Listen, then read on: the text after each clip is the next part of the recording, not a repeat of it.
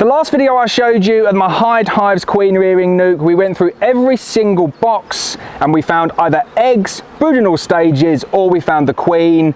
I took that they were all mated. Just wanted to do this final video in the series though, just to show you what the brood pattern's looking like. It's been plenty of time now for those eggs, those larvae to have turned into good, solid worker brood. I'm going to go through every single one, pull out the best frame of brood, show you that they've mated really well, and then we'll close this series up because it has been an overwhelming success. Right, so it looks like they've all still got bees in it, apart from the fourth one in, which is that one.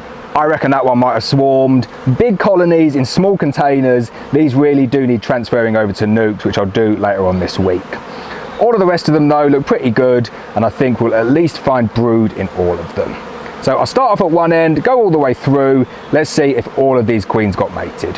Right, colony number one, we are going to say that is 100% mated, beautiful brood pattern, really nice and condensed, love the look of that, and by the way, this is an F2 buckfast queen.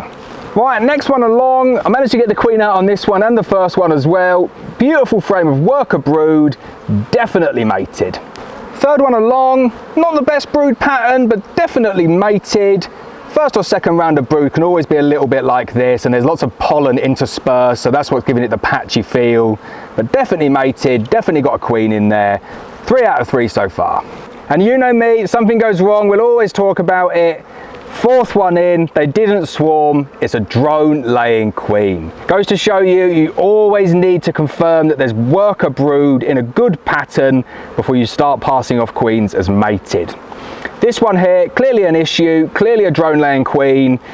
That's why I wanted to do this follow-up video, just to double check, just to make sure they were all indeed really well mated. Quite clear here though, spotty brood, lots of drone brood. This one here didn't get mated properly. So back into the mated queens, really good pattern on this one. So easy to tell. A couple of weeks ago we saw eggs in all of them and we thought this is good news. Fast forward a couple of weeks and you can easily see which ones are mated and which ones are the duds.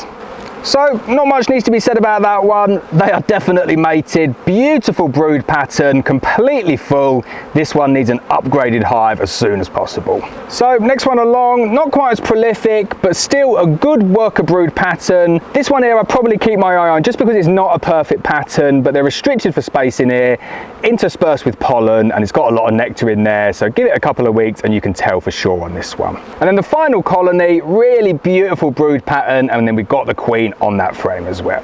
So okay, it wasn't 8 out of 8. It did look like 8 out of 8 at the time, but I was always going to do that follow-up video a couple of weeks after seeing eggs, just to get that confirmation that those eggs turned into worker brood. Here, 7 out of the 8, I'm confident they're well mated. And then we got one that's failed, even though it looked like with the original laying of those eggs that it was very promising. Easy to be fooled by eggs. Never take eggs as a sign that your queen is mated. Wait for it to be capped over and assess both the type of brood and the pattern of brood that's being laid. Hope you enjoyed this series. I really like this queen rearing nuke. They don't pay me to say that. It's by far and away my favourite product that Hives do. I might even get a couple more because it's such a versatile tool in terms of making up splits, making up nukes and getting your queens mated.